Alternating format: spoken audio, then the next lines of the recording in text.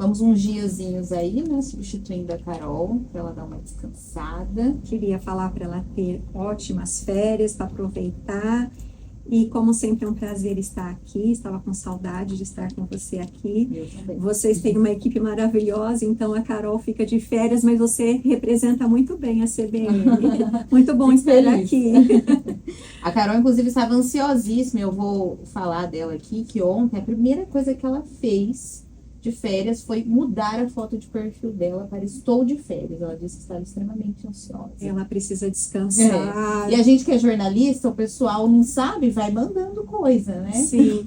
Você sabe que é super importante isso que ela fez, que inclusive eu vou trazer um olhar para isso hoje nessa coluna, viu? Muito, muito bacana ela ter feito isso, que bom.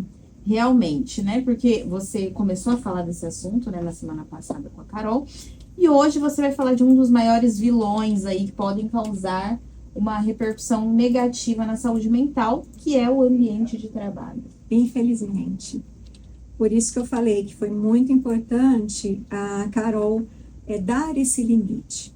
Porque quando a pessoa está de férias, ela tem o direito de desfrutar de momentos de lazer, momento de descanso, seja da forma como ela escolher, sozinha, com a família, com amigos, mas com a possibilidade de desligar.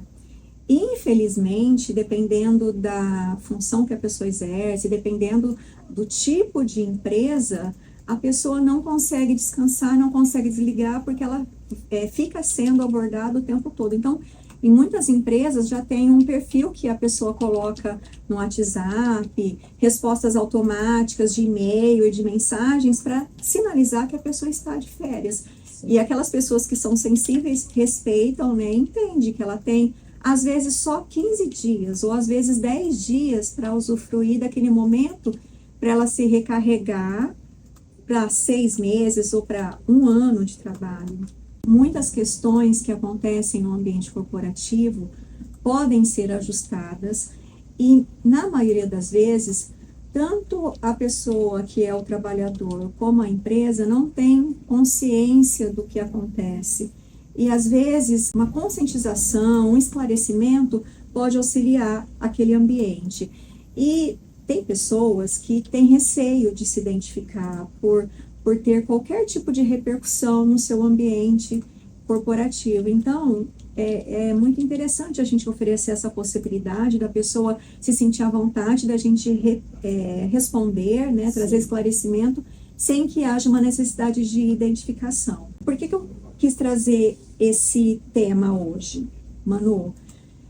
Pela minha experiência de vida, e principalmente pela minha experiência prática como terapeuta, e muito estudo com tudo que eu faço, existem 2 grandes vilões que trazem questões que repercutem negativamente na nossa saúde mental. Um deles é o que acontece no ambiente de trabalho. E na semana passada eu falei a diferença de trabalho e serviço, e aqui eu estou trazendo realmente a palavra trabalho. Porque quando acontecem essas questões, aquele ambiente está sendo um ambiente de trabalho, que muitas vezes traz um peso que a pessoa não consegue estar a serviço. Então, eu vou apresentar alguns dados só para que os nossos ouvintes entendam o que está acontecendo, qual é a nossa realidade. E eu não vou dar spoiler aqui. O segundo fator importante eu vou apresentar daqui a alguns programas, mas eu vou fazer uma surpresa, tá? Vai ter um fundamento para a gente fazer dessa forma, a gente já conversou aqui antes, inclusive, né, Manu?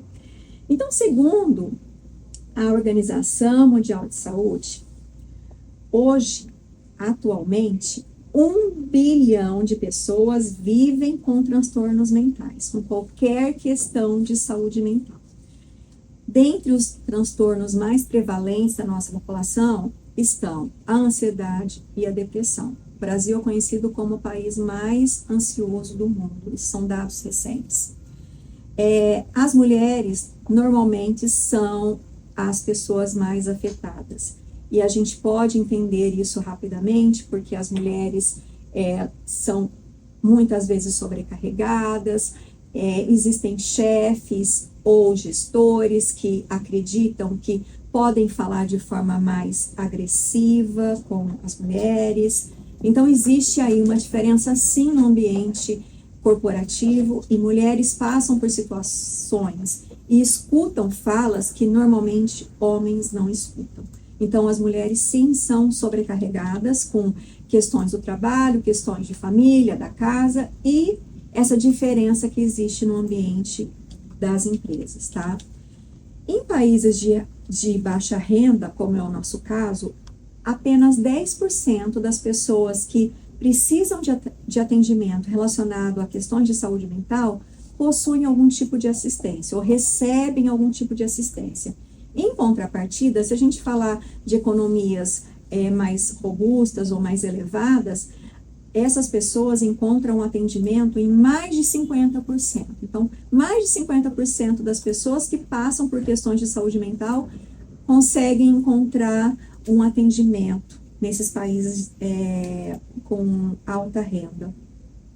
O custo indireto da depressão e da ansiedade, que são as mais prevalentes, a economia global é de cerca de $1 trilhão por ano.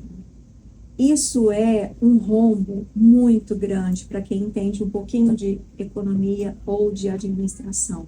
Então, a gente está falando de uma repercussão que está vindo diretamente para todos os bolsos, de quem está passando por essas questões, de quem está dando trabalho para essas pessoas e para toda uma família, porque todas essas questões repercutem diretamente na família, não é só na vida daquela pessoa. Transtornos mentais são a segunda maior causa de incapacidade no cenário corporativo, tá? Quando a gente fala a longo prazo. São as questões que mais incapacitam os trabalhadores, seguindo questões ortopédicas, principalmente da coluna vertebral. E isso aqui é muito, assim, preocupante. O gasto médio do nosso governo com saúde mental permanece o mesmo desde 2017, que é apenas 2% do investimento total que a gente encontra na saúde. Mesmo com todo o agravamento que a gente já vem falando aqui há muito tempo da pandemia, esse orçamento continua o mesmo. E para que os nossos ouvintes tenham uma ideia, nos países de alta renda é investido $65 por pessoa em saúde mental. Aqui no nosso país é investido apenas 4 centavos de dólar. Então, se a gente fizer uma conversão em reais, em países de alta renda, chega a ser investido em torno de R$360 por pessoa para cuidar da saúde mental. E aqui no Brasil, esse valor é aproximado de 25 centavos.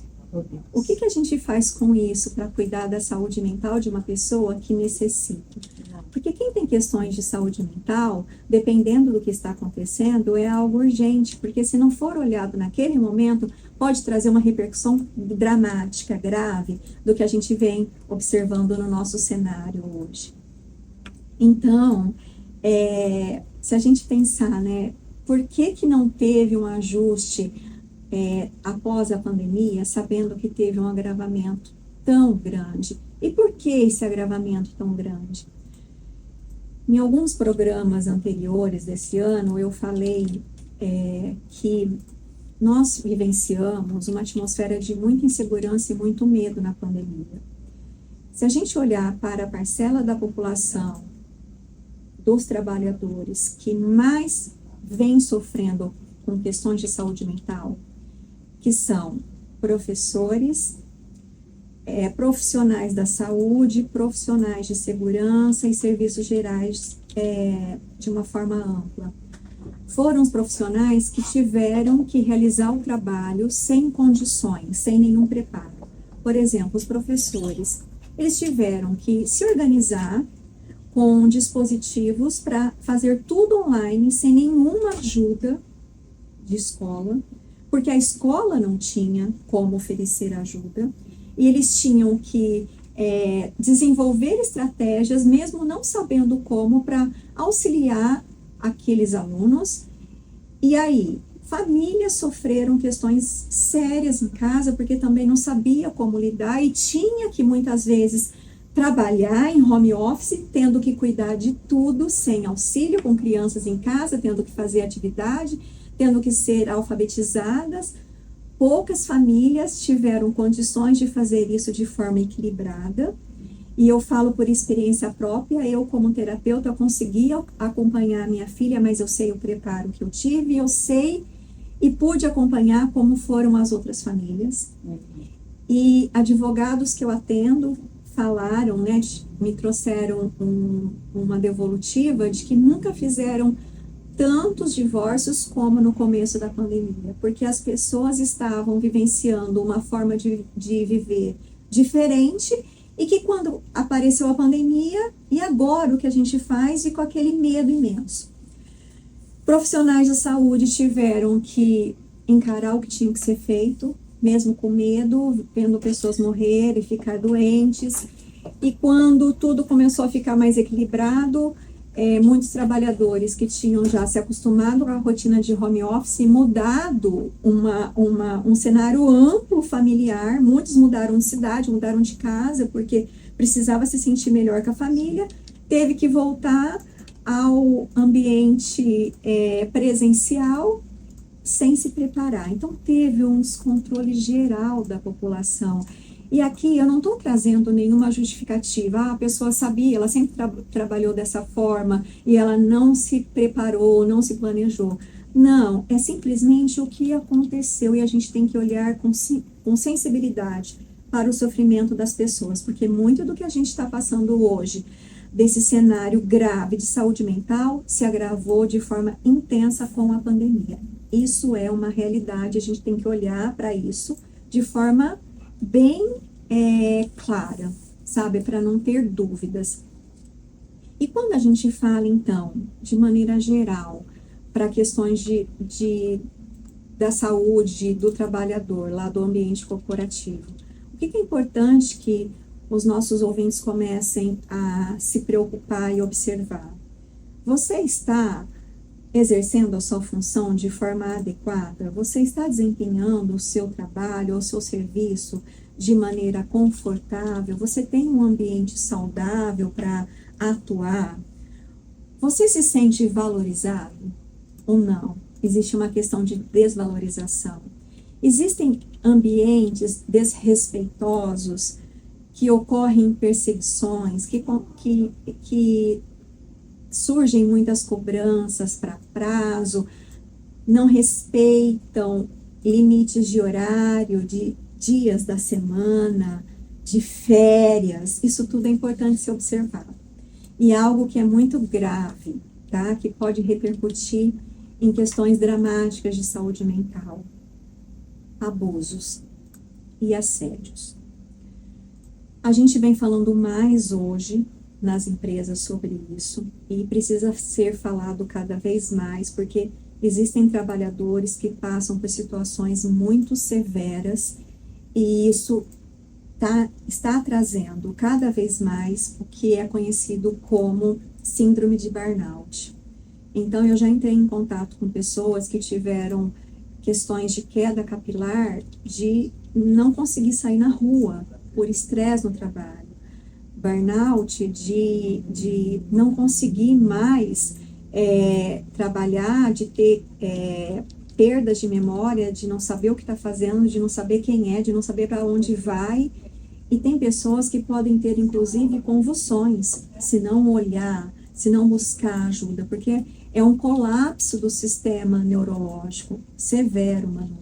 Então, o que a gente enfrenta com esse cenário de saúde mental é porque começou há anos, há meses, há semanas, questões que a pessoa está passando todo dia, diariamente, que deixa um ambiente pesado, que outras pessoas, que outros colegas de trabalho sentem também. Então, repercute em todo o ambiente. e de toda a minha experiência, tá? Com síndrome de burnout, sempre aquela pessoa estava passando por assédio moral ou abuso de poder na empresa. Então, a pessoa chega num ponto de não confiar na competência dela, de achar que ela não é capaz, de achar que se está acontecendo aquilo é porque ela é responsável, ela provocou algo.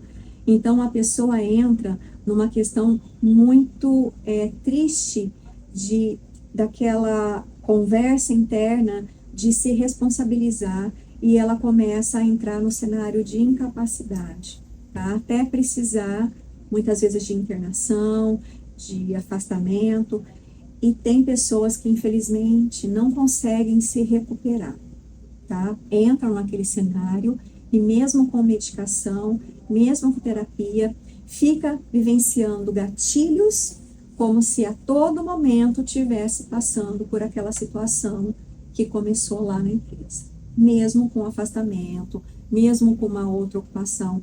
Então, quando a gente recebeu a notícia da atualização da NR1, eu fiquei extremamente feliz e esperançosa, porque eu comecei a perceber que pode sim existir uma esperança para essas pessoas que sofrem com esses ambientes negativos e perturbadores nas empresas.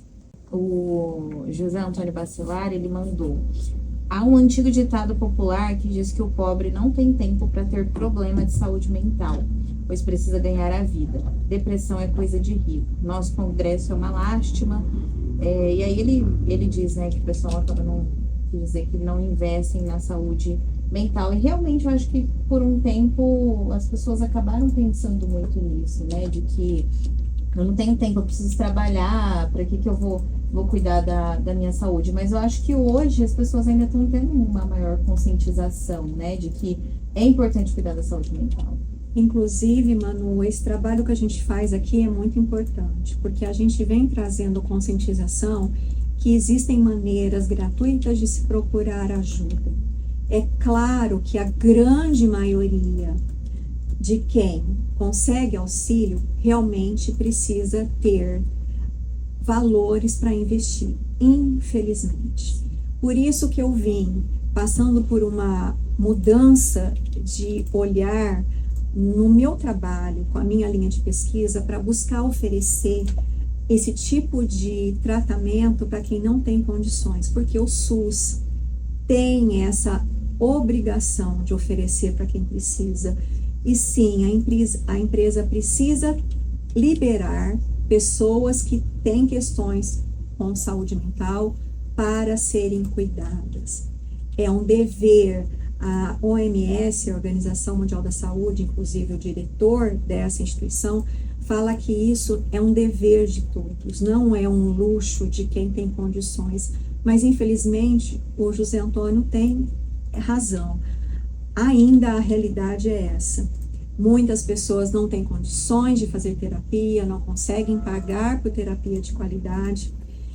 E quando a gente fala de questões de saúde mental, a gente não fica só em questões da saúde mental, a gente fala da saúde de uma forma geral, porque vai repercutir no corpo todo.